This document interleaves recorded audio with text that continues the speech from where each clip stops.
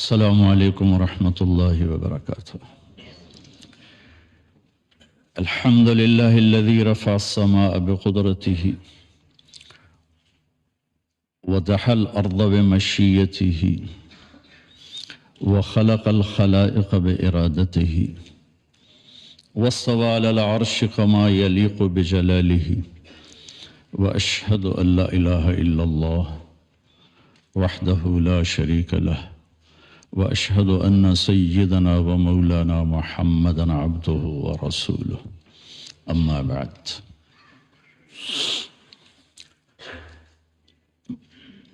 جناب محترم chief justice صاحب، میں نے ترتیب بدلی ہے۔ وزیر اعظم صاحب آپ کو دوسرے نمبر پہ لیا ہے کہ آپ کو اللہ پہلے نمبر پہ رکھتا ہے، میں نے بھی پہلے نمبر پہ رکھا ہے۔ اور جناب وزیر صاحب، انسان کی تخلیق دنیا کا سب سے عظیم پروجیکٹ ہے، سب سے عظیم۔ جب اللہ اس کائنات کا پروجیکٹ پیش کرتا ہے تو یوں کہتا ہے، ان ربکم اللہ الذی خلق السماوات والارض فی 6 ایام ثم استوى علی العرش یغشی اللیل النہار یطلبہ حثیثا والشمس والقمر والنجوم مسخرات بأمرہ۔ یہ چند الفاظ میں اللہ نے پورے کائناتی پروجیکٹ کو یوں ہمارے سامنے رکھ دیا ہے، پورا نقشہ بنا کے کہ زمین سے لے کر آسمان تک جو کچھ ہے تیرے اللہ نے کیسے بنایا۔ یہ اس آیات کا خلاصہ ہے۔ پھر آخر میں اپنی حکومت جیتا، الا لہ الخلق والامر، خالق بھی اللہ ہے اور مالک بھی اللہ ہے۔ پھر آگے اپنا تعارف کراتا، فتبارک اللہ رب العالمین، کہ برکت والا ہے کائنات کا مالک اور رب۔ اور جب اللہ صرف ایک انسانی پروجیکٹ کو بیان کرتا ہے تو اپنا تعارف اور طرح سے کراتا ہے، وہ پیش کرتا ہوں۔ صرف ایک انسان کی پیدائش، یہاں آسمان سے زمین، سورج، چاند، ستارے، سیارے کا میں رب العالمین ہوں۔ لیکن جب آپ صرف انسان کہے گا، وَلَقَدْ خَلَقْنَا الْإِنسَانَ مِنْ سُلَالَةٍ مِنْ طِينٍ، مٹی سے نکالا، ثُمَّ جَعَلْنَاهُ نُطْفَةً فِي قَرَارٍ مَكِينٍ، پھر ماں کے پیٹ میں ٹھہرایا پانی بنا کے، ثُمَّ خَلَقْنَا النُّطْفَةَ عَلَقَةً، پھر اسے ایک جونک بنایا، فَخَلَقْنَا الْعَلَقَةَ مُضْغَةً، پھر اسے ایک لوتھڑا بنایا، فَخَلَقْنَا الْمُضْغَةَ عِظَامًا، پھر اس میں ہڈیوں کو پرویا، فَكَسَوْنَا الْعِظَامَ لَحْمًا، پھر اس پر گوشت کو چڑھایا، ثُمَّ أَنشَأْنَاهُ خَلْقًا آخر، پھر یہ شکل عطا فرمائی۔ کہاں؟ فی ظلمات 3، 3 اندھیروں میں، یصورکم فی بطون امہاتکم خلقا من بعد خلق فی ظلمات 3، 3 اندھیروں میں تمہارا رب تمہیں بناتا ہے۔ اب اپنا تعارف کراتا ہے، فتبارک اللہ احسن الخالقین، کیا کہنے تیرے رب کے جو سب سے خوبصورت بنانے والا ہے۔ یہ تو قرآن ہو گیا۔ اب تھوڑا سا حدیث سے بتانا چاہوں گا کہ انسان کتنا عظیم پروجیکٹ ہے اور اس کے ساتھ کتنی عجیب اس بیچارے کو صورتحال سے گزرنا پڑ رہا ہے۔ یا ابن آدم جعلت لک قرارا فی بطن امک، میرے بندے ماں کے پیٹ میں ٹھکانہ میں نے دیا۔ وحولت وجہک الی ظہر لئلا تضرک رائحۃ الطعام، اور تیرے سسٹم اور تیری ماں کے پیٹ کے سسٹم کو جدا کر دیا تاکہ ماں کے پیٹ میں جو غلاظت جمع ہوتی ہے اس کی بدبو تجھے پریشان نہ کرے۔ وعلمتک الجلوس فی بطن امک فہل یقدر علی ذلک احد غیری، اور تجھے ماں کے پیٹ میں نے بیٹھنا، کھیلنا، چلنا، حرکت کرنا سکھایا، کیا تیرے رب کے سوا کوئی اور بھی یہ کر سکتا ہے؟ فلما ان تمت مدت اشہرک، جب تیرا دنیا میں آنے کا وقت آیا، اوحیت الی الملک الموکل بالارحام، ایک فرشتے کو بھیجا، فاخرجک علی ریشۃ من جناحہ، اس فرشتے نے پر پھیلائے اور اللہ تجھے ماں کے پیٹ سے لایا، خلقہ فقدرہ ثم السبیل یسرہ، کہ پھر تیرے رب نے تیرے آنے کا راستہ آسان کیا، اور جب تو آیا تو فرشتے کے پر پہ آیا، جب تو آیا تو لا لک سن تقطع، تیرے منہ میں دانت نہیں کاٹ سکے، ولا لک ید تبتش، تیرے ہاتھ میں طاقت نہیں تو پکڑ سکے، وَلَا لَكَ رِجْلٌ تَمْشِي، تیرے پاؤں میں جان نہیں تو چل سکے. جب تو ایسا تھا کہ بول نہیں سکتا، پکڑ نہیں سکتا، چکھ نہیں سکتا، کاٹ نہیں سکتا، أَدَرْتُ لَكَ عِرْقَيْنِ رَقِيقَيْنِ يُنْبِعَانِ لَكَ لَبْنًا خَالِصًا دَافِعًا فِي الشِّتَاءِ وَبَارِدًا فِي الصَّيْفِ فَهَلْ يَقْدِرُ عَلَى ذَلِكَ أَحَدٌ غَيْرِي. پھر جب تو ایسا بے بس تھا تو میں نے تیری ماں کی چھاتی سے دودھ کے چشمے نکالے جو تمہیں خالص دودھ پلاتے رہے، حولین کاملین، 2 سال تیرے لیے دودھ کے چشمے اللہ چلاتا رہا. کیا کوئی اور بھی ایسا کر سکتا ہے؟ فلما ترعرعت، اب آگے ایک چھوٹا سا گلہ سن لیں اللہ تعالیٰ کا.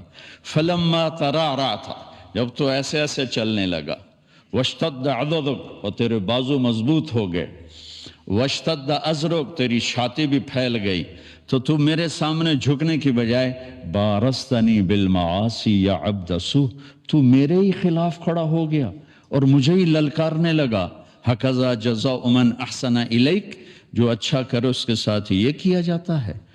مع ذالک، اس سب کے باوجود، ان سألتنی اعطیتک ومن استغفرتنی غفرت لک، تو جب ہاتھ اٹھائے گا میں تیری پوری کروں گا، تو جب مانگے گا میں تمہیں دوں گا، اور جب معافی مانگنے آئے گا سارے ہی معاف کروں گا. اور تو ساری دھرتی آسمان زمین کو بھر دے گناہوں سے. لو بلغت ذنوبک عنان السماء، اتنے گناہ کر کے آسمان کی چھت کو لگا دے، پھر صرف ایک دفعہ آدھی زبان سے کہنا یا اللہ معاف کر، تو غفرت لک ولا ابالی، میں تیرے سارے معاف کروں گا اور مجھے کوئی پوچھنے والا نہیں. اب میں یہ بتانا چاہتا ہوں کہ اتنے بڑے پروجیکٹ کو پاکستان میں کن بنیادوں پہ پیدا کیا جا رہا ہے؟ یہ بچہ پیدا نہ ہویا تو سس مینو کی آکھے گی. اتنا بڑا پروجیکٹ ہے، اگر میں غلط کہوں تو مجھے وہیں ٹوک دیں. یہ میرا بیٹا بیٹی پیدا ہوئی تو میری تو سس سے مینو نہیں چھڑنا. سال گزر گیا ہے، بچے کے عنوان نہیں، اب ساس کے شروع تو ہے ہی، شروع تو یہ ہو جائے ان تو ہونا ہی کوئی نہیں. اب میاں بیوی پریشان ہو رہے ہیں، بچہ پیدا. کتنے بڑے پروجیکٹ کو پیدا کرنے کا سبب حضرت کہ سس کی آنکھیں گی تو سورا کی آنکھے گا، تو نندوئی کی آنکھے گا، نندا کی آنکھن گیاں. یہ ایک بہت بڑا ظلم و ستم ہے بچے کے پیدا کرنے کا سبب. آپ دیکھیں، میں دیہاتی آدمی ہوں، دیہات سے میرا تعلق ہے، یہ میرے دیہات کی پیدائش اسی پر ہو رہی. اور لڑکا کیا کہتا ہے، اگر اولاد نہ ہوئی تو میرے دوست کہن گئی اس کے تو پلے ہی ککھ نہیں، یہ تو ہے ہی ویلا. لہذا وہ چڑھ جاتا ہے پھر حکیموں کے ہتھے، شبابہ گولیاں، لگتا ہے پورا پاکستانی بیمار ہے. سورے پاکستان کی دیواروں پہ لکھا ہوا ہے شبابہ گولیاں. تو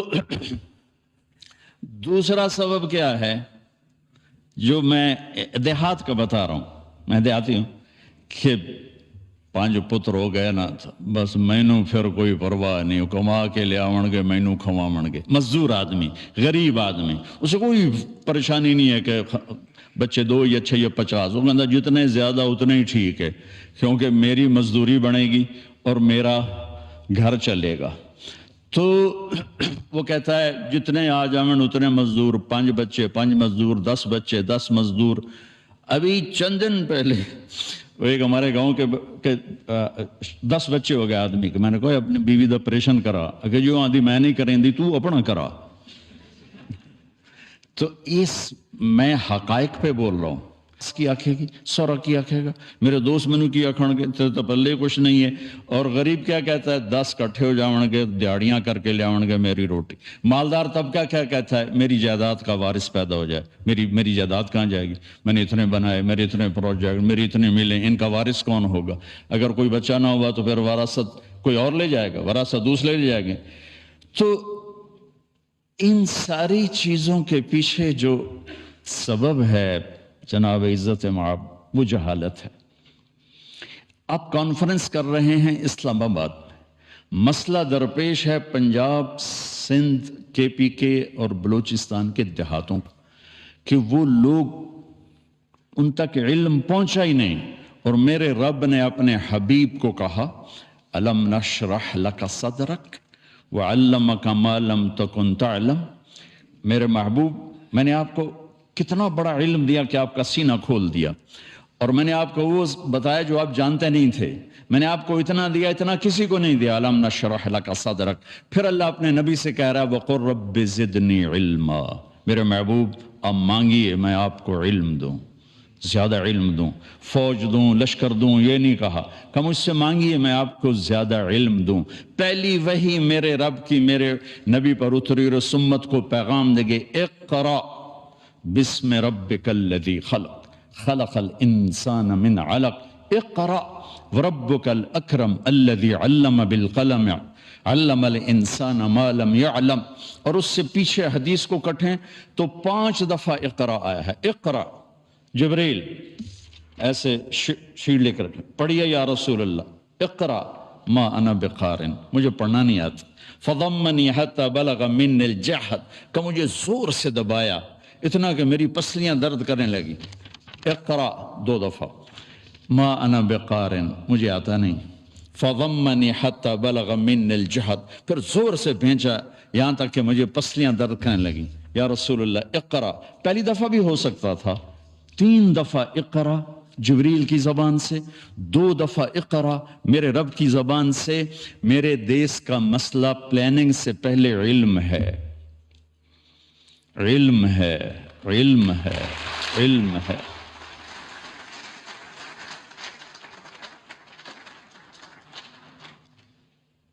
میں ابراہیم علیہ السلام کی ایک دعا، ساری حکومت بیٹھی ہوئی ہے، یہ سارے معزز قاضی صاحبان بیٹھے ہوئے ہیں، ایک دن کا عدل طارق جمیل کی 60 سال کی بندگی سے بہتر ہے۔ ایک دن کا عدل، ایک دن کا عدل، عدل یومن، عدل یومن، عدل و سنہ نہیں، سال کا نہیں، 6 ماہ کا نہیں، ایک دن کا عدل۔ میرے جیسا آدمی بیٹھا ہوا ہے، بخاری شریف پڑھا رہا ہے، مسجد میں نماز پڑھا رہا ہے، بچوں کو درس دے رہا ہے، اور ایک چیف جسٹس ہے، خسا صاحب اور میں گورنمنٹ کالج میں اکٹھے تھے، ان کو یاد نہیں ہوگا، مجھے یاد ہے، ذرا انہیں یاد ہو کہ نہ یاد ہو۔ تو عزیز اللہ نیازی صاحب شاید آپ کی یادداشت میں ہوں، تو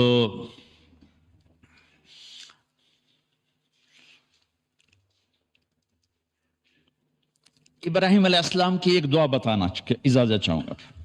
ابراہیم علیہ السلام نے جب مکے کی بنیاد رکھی تو 3 دعائیں مانگی۔ یہ 3 دعائیں کسی بھی فلاحی ریاست، مجھے ایک اینکر کہنے لگا کہ سوال جواب میں نا کہ کیا وزیر اعظم صاحب پاکستان کو فلاحی ریاست مدینے والی بنا دیں گے؟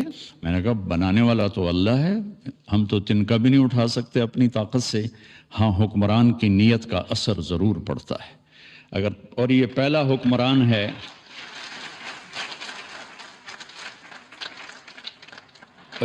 حکمران ہے جس نے مدینے کی فلاحی ریاست کا تصور پیش کیا، تو میں ان کو سلام پیش کرتا ہوں۔ تو اب کرے گا تو اللہ، چونکہ مولانا روم نے ایک حکایت لکھی ہے کہ بادشاہ شکار کو نکلا، راستہ بھٹکا تو باغ میں پہنچا، پیاس لگی تھی تو مالی سے کہا انار کا باغ تھا بھائی جوس پلا دے، اس نے ایسے نچوڑا ایک انار تو پورا گلاس بھر گیا۔ تو بادشاہ کے دل میں آیا کہ اس پر تو ٹیکس لگنا چاہیے، یہ ٹیکس فری کیوں ہے؟ تو اس نے کہا ایک اور پلا، اس نے دوسرا نچوڑا تو گلاس آدھا ہوا۔ تو بادشاہ نے کہا پہلے بھر گیا اب آدھا، کہنے لگا جی لگتا ہے بادشاہ دی نیت خراب ہو گئی ہے۔ تو بادشاہ نے دل میں کہا یا اللہ میری توبہ، میں نہیں ٹیکس لگا تھا۔ کہا بھائی ایک اور پلا، اس نے پلایا تو پھر پورا بھر گیا۔ تو اس نے کہا اب کیوں پورا بھر گیا؟ کہا جی لگتا ہے نیت ٹھیک ہو گئی ہوگی۔ تو بادشاہوں کی یعنی اہل حکومت کی نیت کا اثر ہوتا ہے۔ یہ پہلا شخص ہے جس نے کہا میں اسے فلاحی مدینہ کی فلاحی ریاست بناؤں گا، اللہ انشاءاللہ بنائے گا۔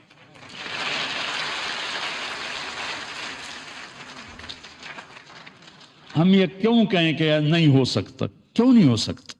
انما امرہ اذا اراد شیئا ان یقول له کن فيكون فسبحان الذي بيده ملكوت كل شيء وإليه ترجعون.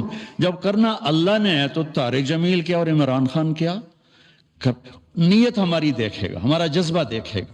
تو میں ابراہیم علیہ السلام کی دعا میں 3 بنیادیں ہیں، ان 3 بنیادوں کو اٹھایا جائے گا تو یہ ذیلی مسئلے خود بخود حل ہوتے چلے جائیں گے.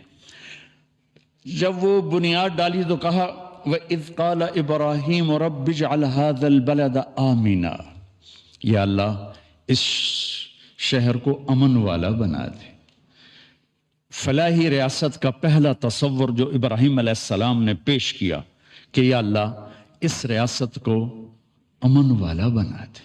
اور امن والی ریاست اس وقت بنتی ہے جب نظام عدل مضبوط ہو، اور انصاف نہیں مل سکتا.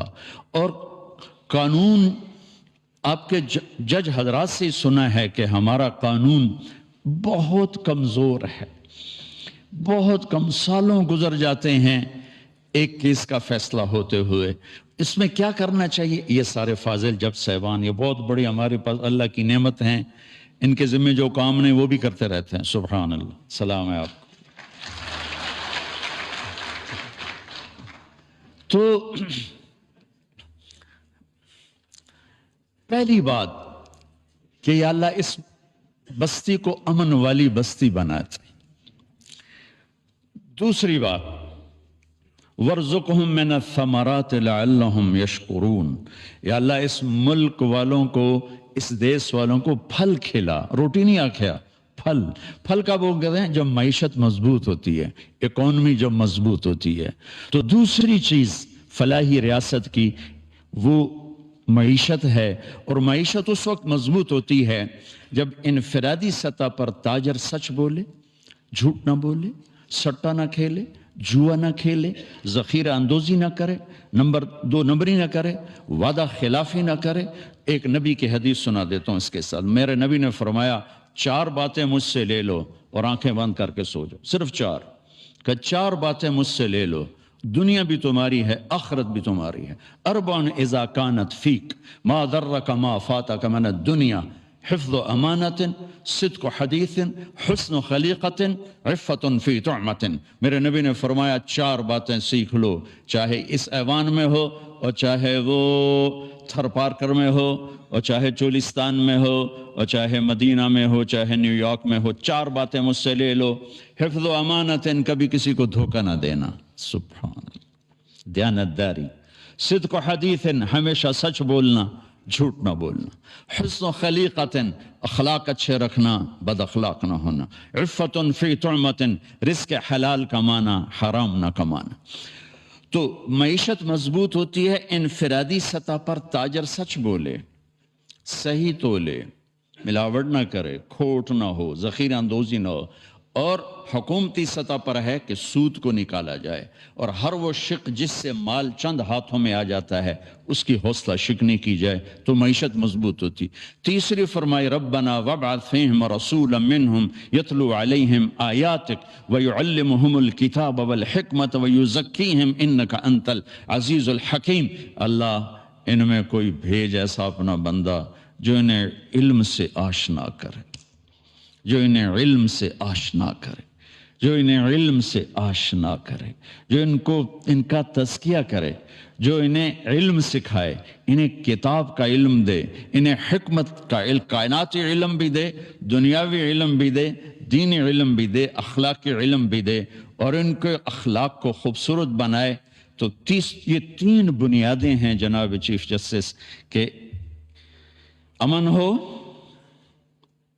معیشت مضبوط ہو اور علم ہو. اور ان دونوں کی ماں علم ہے. علم ان سب پہ سر فہرست ہے کہ علم انفرادی سطح پر چور کو چوری سے روکے گا. وہ یہ کہے گا اللہ دیکھ رہا ہے. حضرت عمر رضی اللہ عنہ کا دور ہے اور ایک اب رات کو گشت کر رہے ہیں تو ایک ماں بچی سے کہہ رہی دودھ میں پانی ملا دے. تو وہ کہتی ہے امیر المومنین عمر نے روکا ہے. وہ کہتی ہے عمر کون سا دیکھ رہا ہے؟ کہ وہ تو نہیں دیکھ رہا، عمر کا رب تو دیکھ رہا ہے.